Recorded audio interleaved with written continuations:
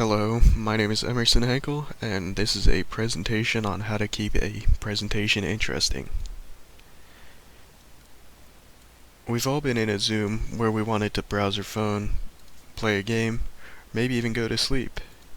This is most likely because the presenter is used to a traditional format where people don't have access to as many distractions, and they don't really have a punishment or the look of disapproval when they get distracted via Zoom.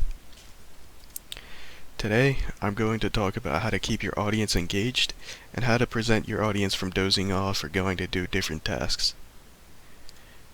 This presentation is going to break down your looks, the benefits of taking a break, and most importantly, audience interaction.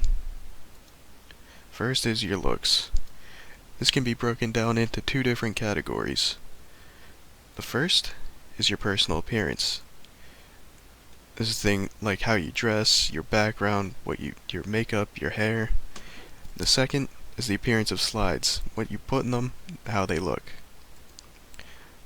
Personal appearance. I've taken 3 main points from an article written on entrepreneur.com. They make a whole list of points, but I chose 3 that stand out the most. The first is dress to boost your confidence.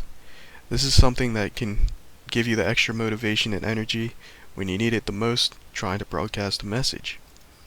Second is to make your appearance a priority. You don't want to look like you rolled right out of bed just to start giving a presentation, so you should probably get up, get dressed, put some effort into your appearance, and you want to look put together and visually appealing to your audience. Which brings us to the third point, which is to mirror your audience. This is a good example of this would be if you're presenting to a group of business executives, you wouldn't want to just show up in a t-shirt and shorts. You'd want to put on your formal business wear. Something else would be if you're presenting to a group of people from Silicon Valley, you could probably get away with more casual jeans and a button-down shirt. It's all about being able to relate to your audience from the first glance. Next is your appearance of the slides. Slides should be kept clear and concise, only listing a few main points on each, and not being too cluttered. Second, you wouldn't want to fill your presentation with loud colors. You should keep the colors subtle, but don't leave the slide too blank. And then most importantly, you want to keep the attention of your audience by using images. According to an article written by shapechef.com, the purpose of words and images on each slide is to help the audience put your ideas in context.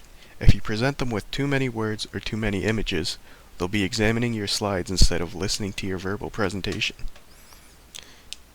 I find it very beneficial when presenters include pictures in their slides and try to keep the amount of words to a minimum, just so I can focus on what they're saying rather than just reading everything that they're reading off the same slide.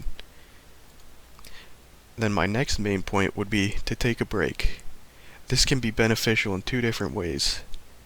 First, it helps retain information. According to an article from edutopia.org, in a series of recent studies, short physical activity breaks in a classroom improved students' behavior, increasing the effort that they put into their activities as well as their ability to stay on task.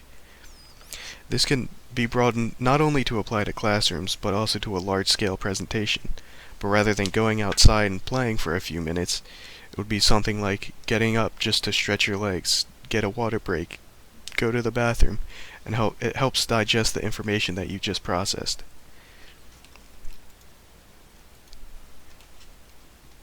Secondly, what I find more important is that it helps bring back your audience's attention. Allowing the audience to physically get up, move around, and then have them come back just automatically puts their focus back on you. They have to sit down, either look at you in person or look back at your screen what you're sharing. I've had a bunch of professors do this in the transition to digital, and I found it very helpful to prevent me from nodding off or going to do different work in class. And my last main point is interaction. This is taken from a article written by Indiana University. The first two examples of interaction are more specifically for Zoom, but they could be applied maybe to a in-person presentation. The first is the annotation feature.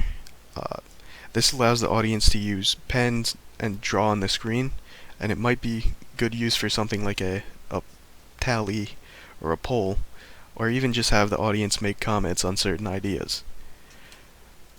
The second and third examples of interaction are pretty similar and can both be applied at the same time. That is the use of the reaction feature as well as asking questions. The use of reactions allows the audience to answer questions with a simple push of a button, yes, no, happy, sad, that kind of deal. And asking questions, I'm sure we've all experienced being called out in the middle of a classroom to answer a question that you might not have been paying attention to. And I think this is a great way to set the audience up to pay attention in the future, because most people, they don't like being called out and have to embarrass themselves by admitting that they don't know the answer to a question. In conclusion, if you make sure your audience pays attention by using the three things I mentioned, it'll make your presentations that much more entertaining and likely to capture your audience. I hope that you keep these things in mind when making a presentation in your future. I'd like to let you know that keeping your audience entertained just makes all the nuances of presenting that much easier.